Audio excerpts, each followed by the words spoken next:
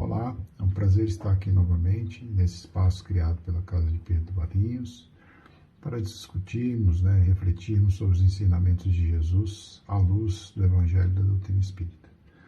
Então vamos nesse momento agradecendo a Deus, agradecendo a Jesus, agradecendo a presença dos nossos mentores individuais, pedindo a eles que possam estar ao nosso lado, nos envolvendo onde quer que estejamos e que nos deixe aqui receptivos para essas ideias que serão trazidas, que possamos de alguma forma empregar esse aprendizado na nossa jornada diária. Vamos pedindo também para que esses amigos protetores, guardiões, envolvam também a toda a Casa de Pedro, muita paz e muita luz, deixando aquele ambiente receptivo e pronto para o retorno das atividades presenciais. Que assim seja, graças a Deus. Bom, nosso tema de hoje é para falar sobre trabalho, alavanca para evoluir, caridade e fazer o bem. Então nós vamos trazer aqui uma reflexão em cima de um texto que foi ditado pelo Espírito Humberto de Campos no livro O Instante da Vida, psicografado por Chico Xavier. Ele é o item, o texto número 19, Jesus e Simão. Então a gente vai contar essa história, que sempre lembrando que muitas das obras espíritas, elas vão trazer os bastidores, muitas vezes, de relatos do Evangelho que estão descritos lá no Novo Testamento. Então, muita literatura espírita vem trazer ali, vamos dizer assim, o bastidor ou a história, muitas vezes, que está por trás daquele pequeno relato, que acabou, muitas vezes, sendo transcrito ali para os Evangelhos. Nessa passagem aqui, relata aqui o Humberto de Campos, falando sobre a trajetória de Pedro. Pedro, que é o patrono da nossa Casa de Pedro. Então, é um personagem muito querido aí no nosso dia a dia, e a gente quis prestar essa homenagem e trazer essa história aqui para a nossa reflexão. Jesus, quando convida Pedro para segui-lo, e dizendo a Pedro que ele seria o líder daquele grupo de apóstolos que Jesus estava formando, quer dizer, seria o líder que daria sequência, vamos dizer assim, àquele cristianismo nascedor. Ele encontra o Pedro, pescador, um homem simples, vamos dizer assim, bastante rude, e Pedro aceita o chamado e vai seguir. Jesus vai colocá-lo, vamos dizer assim, como o líder da sua obra, vamos colocar dessa forma, e ver como isso vai se desdobrar. Então, nessa passagem aqui, está sendo relatado que estava Jesus e Pedro numa determinada localidade, e chegam pessoas buscando ajuda. E no momento em que Jesus e Pedro saíam para ir ao encontro desse necessitado, chega um outro grupo de pessoas também solicitando algum tipo de amparo.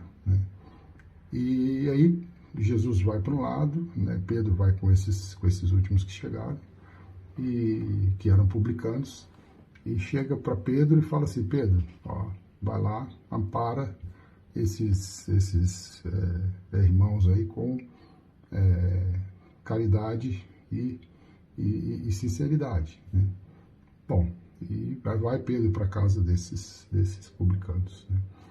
Eles eram pessoas, como publicanos, eram pessoas que, relacionadas ao dinheiro, que muitos deles faziam fortuna, muitas vezes explorando os alheios. E Pedro os conhecia, e chegando lá, começou a conversar com cada um deles e foi elencando todos os podres, vamos dizer assim, de cada um deles. Foi tirando a ficha corrida de cada um deles. E cada um, à medida que ouvia aquilo que Pedro ia dizendo, ele baixava a cabeça, e não se atrevia nem a olhar para o lado. E pelas tantas, depois de Pedro passar por todos eles, falou assim: olha, vocês não são pessoas dignas do reino de Deus. E nesse meio tempo chega Jesus. né? E Jesus percebe ali a situação, né? Senta à mesa com esses publicanos e vai comer com eles, né? Vai jantar com eles lá. E nesse jantar, que é o trecho que está, né, relatado lá no Evangelho, que Jesus come com os publicanos, ele vai contando para esses publicanos como era o reino de Deus, né, que qual eram as recompensas, vamos dizer assim, né, para aqueles que se propunham, né, a ter um padrão ético diferente e tal. E aqueles homens, eles vão se transformando à medida que Jesus vai conversando com eles e saem dali animados para buscarem uma outra conduta, uma outra forma de agir. E nisso, Pedro, meio que inconformado, né, fala com Jesus, mas olha, veja bem, se nós vamos tratar as pessoas más dessa forma, como é que nós vamos tratar, né, os bons? Né? E entendendo ali que quando Pedro coloca isso, né, Pedro entende que ele está no time dos bons, né? E aqueles indivíduos pecadores estavam no time dos maus, né? E Jesus fala assim, olha, eu pedi para você conversar com eles, né, acolhê-los, né, na dor deles e usar de amorosidade, sinceridade e amorosidade, né? Então parece que teve mais sinceridade do que amorosidade. E Jesus dá uma resposta, né, para Pedro nesse texto, dizendo o seguinte, eu vim para cuidar dos doentes, né, e não dos sãos, né, dizendo que a mensagem de Jesus era uma mensagem, né, que ia de encontro àqueles que eram os reais necessitados, como nós outros hoje somos os necessitados dessa mensagem, né. E acontece que essa é a postura inicial do homem que Jesus havia escolhido, né, para ser o líder, né, dos demais apóstolos. Né. E interessante a gente pegar a trajetória de Pedro, né, se a gente vai ver num outro instante, esse mesmo comportamento, vamos dizer assim, né, ele acontece num outro momento, que é no momento da última ceia, que Jesus diz a Pedro que ele vai negar Jesus por 3 vezes. E Pedro diz que, não, imagina, eu vou fazer isso, quem vai fazer é o Tiago, é o outro, né? Eu não vou fazer. E acaba que, né, ele, no final, nega Jesus, né? E na terceira vez ele se dá conta dessa negativa, né? E talvez cruzando um olhar com Jesus naquele momento que Jesus seguia para a crucificação, ele se deu conta, né, naquele instante, talvez, que ele era um indivíduo que precisava trabalhar as suas faltas também, e que ele tinha muito a trabalhar, né? E assim começa, né, essa jornada, né, de transformação. Olha que a essa altura da crucificação, Jesus já estava no 3º ano de pregação. Pedro já vinha conversando, Jesus já vinha conversando, dando, vamos dizer assim, as orientações já ao longo de algum tempo, né, até que chega isso. E ainda aqui, nessa altura da crucificação, ele tem esse comportamento, né. Bom, o que acontece depois, né, é que esse homem, né, ainda seguindo no trabalho com Jesus, como ele já vinha fazendo enquanto caminhava ao lado de Jesus, né, ele vai buscar o seu processo também de humildade, talvez, né, de mudança de atitude, né. E a gente tem que lembrar que Pedro abandona, né, ele sai da cidade natal dele, com toda a família, vai para Jerusalém, aonde vai fundar a primeira casa do caminho, né. E Jesus diz a Pedro para que vá para lá. Ele não tinha um tostão, né? Ele confia na orientação de Jesus. E quando chega a Jerusalém, eis que a ajuda aparece para que, de fato, aquela primeira casa do caminho fosse criada. E essa casa do caminho, ela inaugura, vamos dizer assim, né, esse trabalho, vamos dizer, talvez assim, um dos primeiros movimentos de casas de caridade, né, de auxílio aos necessitados, né, auxílio aos mais desvalidos, né, e que muito, vamos dizer assim, nos inspira ainda hoje dentro do movimento espírita para que a gente faça das nossas casas, né, locais de fato de acolhimento daqueles mais necessitados. Né? Então ele começa aí, né, esse homem, né, que começa endurecido, né, que né, não, talvez tenha tido dificuldades até então de perceber as suas imperfeições, ele continua na luta, né? Ele continua trabalhando, né?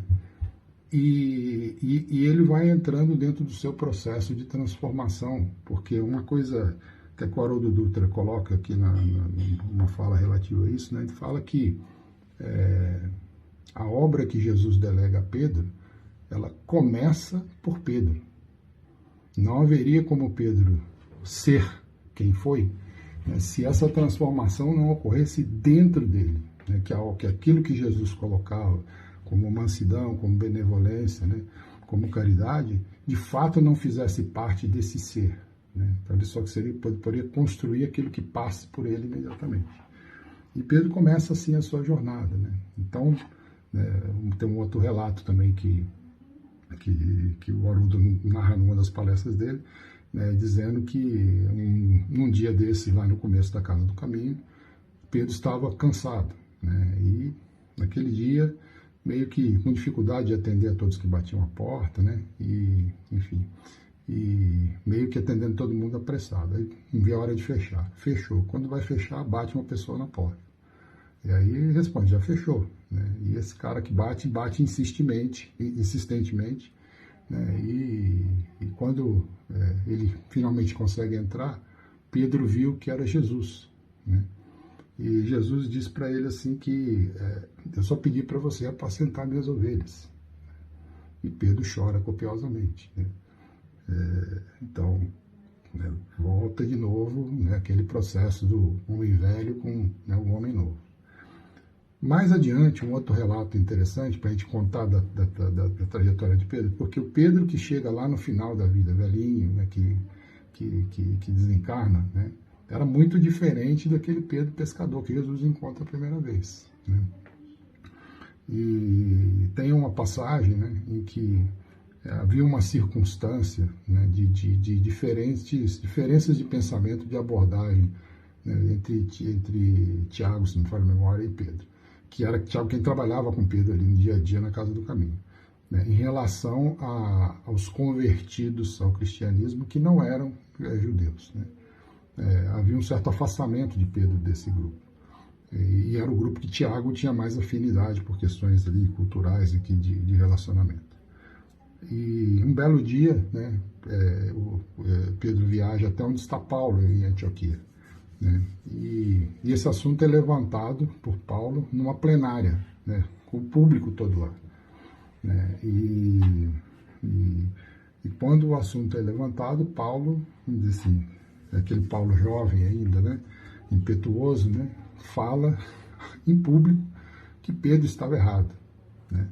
Então imagina aí o reboliço que foi Pedro, que era o líder, né, e era um paizão, assim, vamos dizer assim, de todo mundo do movimento, sendo afrontado, vamos dizer assim, pelo jovem Paulo. Né.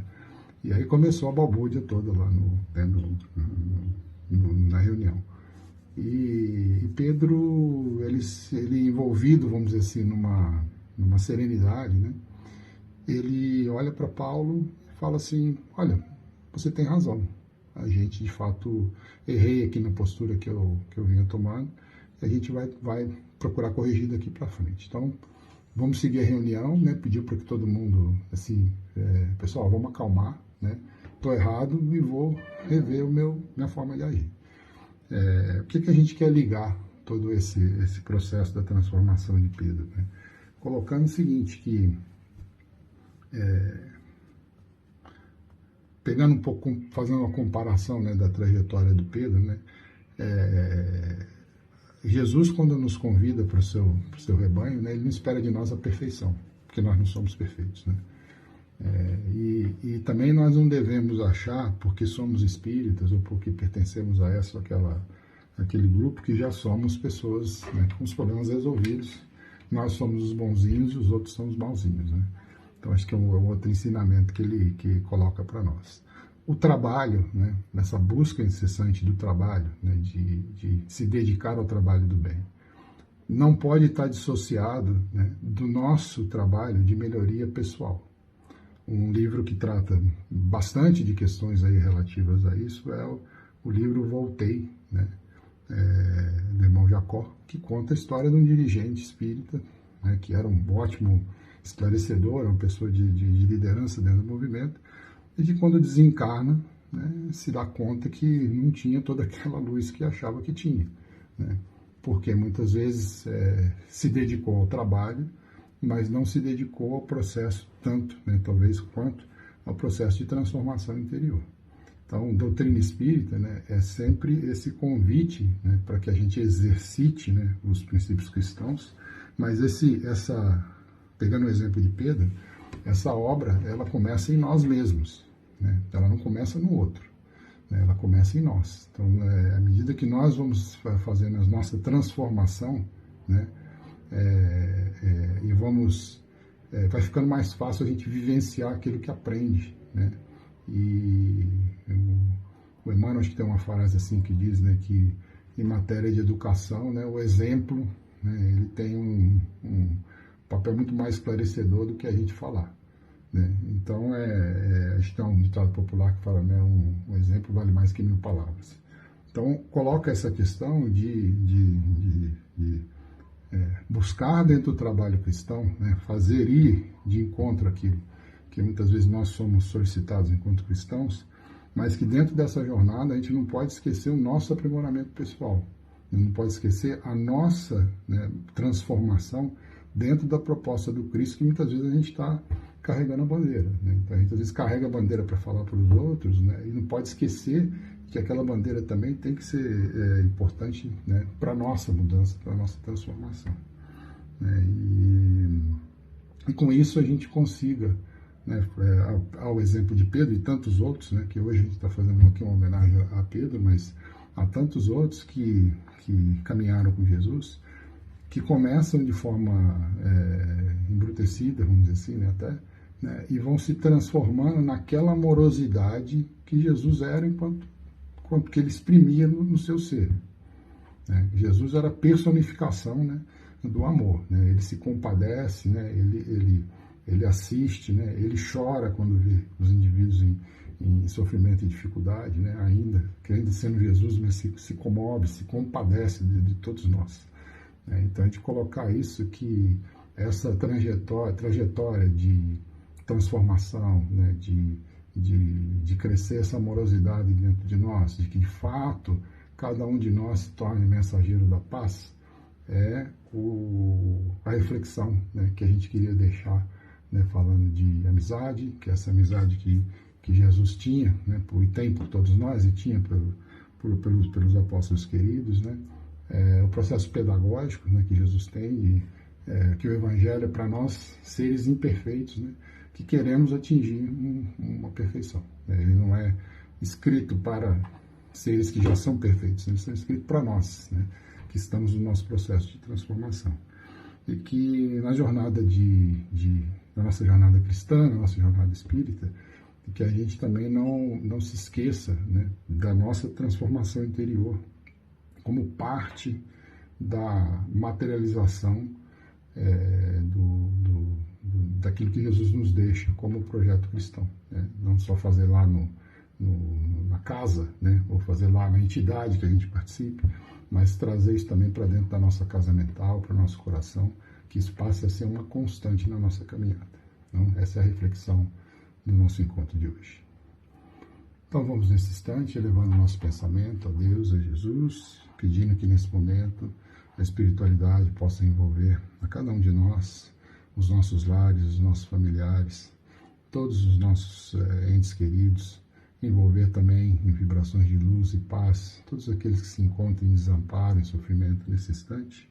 Pedimos também a espiritualidade querida, ao Mestre Jesus, né, que possa envolver também o nosso grupo A Casa de Pedro, trabalhadores, assistidos, dirigentes, para que todos estejam bem e que a casa se mantenha equilibrada, se mantenha protegida e pronta para nos receber novamente em breve nas atividades presenciais. Que assim seja, graças a Deus. Uma boa semana para todos.